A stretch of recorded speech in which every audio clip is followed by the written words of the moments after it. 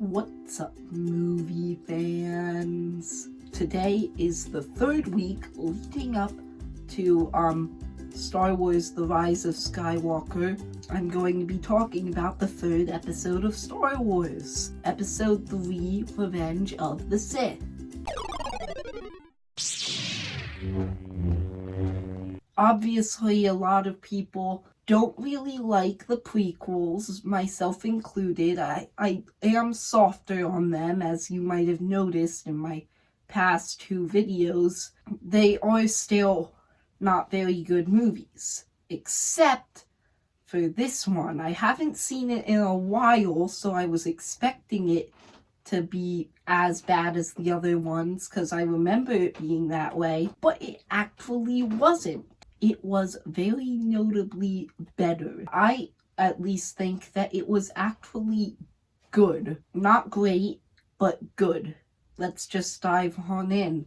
Starting with action. There is a lot of great action in this movie. There's a battle with a bunch of ships at the beginning. There's a battle between Jedi and droids sprinkled throughout. They're all pretty entertaining. The highlight of any Star Wars movie's action is always the lightsaber battles. Normally, a Star Wars movie would have one lightsaber battle. I'm not joking, I actually thought about it, and I'm pretty sure that the average would only be one. But this one, however, has 5, which, in case you don't know, that's more than one. All of the lightsaber battles are really, really good. You have a battle with Anakin and Count Dooku at the beginning that's pretty good. There's a battle between General Grievous and Obi-Wan, which is awesome because General Grievous has 4 lightsabers. Though when they get into the weird wheel thingy and the lizard, that was sort of weird. They had a battle between Mace Windu and Darth Sidious that was pretty good, though I do have to note this. Those other 3 Jedi were killed so easily. Like, what on earth? Then there was also the awesome battle between Yoda and Darth Sidious. There was the battle between Anakin and Obi-Wan, which most people say is the best lightsaber battle out there. I still think it's the Darth Maul fight, but this one's close. Yeah, the action is pretty good. Story and characters. I'm going to talk about these at the same time, pretty much. In terms of story, this movie is like 20 times darker than every single other Star Wars movie.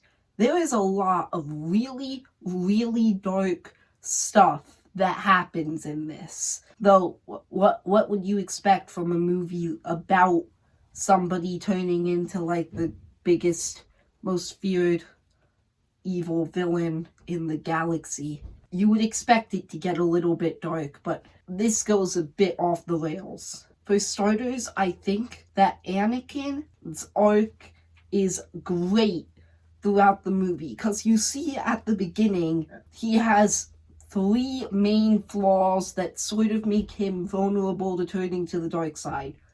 1, he is power hungry. He wants all the power. He wants to be the greatest Jedi out there. 2, he is okay with killing, though he does mention it's not the Jedi way, and he does also hesitate to kill Count Dooku. He does still do it, and he is still okay. 3, he loves Padme so much that he is willing to do literally anything to keep her alive. And he does do a lot of bad stuff to do that, because he turns to the dark side to try and get the power from the dark side to save her. Now, there was a thing that I didn't mention about Attack the Clones in the last video on purpose, because I wanted to mention it here. Throughout the entire Star Wars franchise, I like this. This is consistent.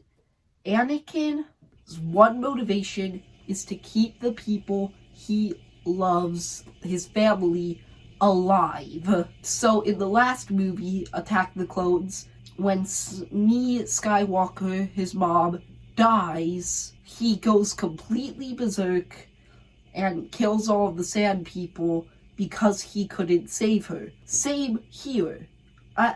He's trying to save Padme throughout the movie, and he turns to the dark side for that, and when he fails, he stays on the dark side. He just goes completely insane.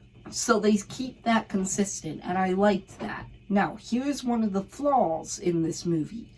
Once again, this is a flaw that is pretty much created because Phantom Menace once again didn't do its job. It didn't manage to establish the character relationships well, and as a result, some of the stuff that happens with Obi-Wan and Anakin feels forced. To the point where, literally during the final battle, Obi-Wan has to yell, "You were my brother, Anakin," just so that we feel something. I'm just saying, it's sort of true.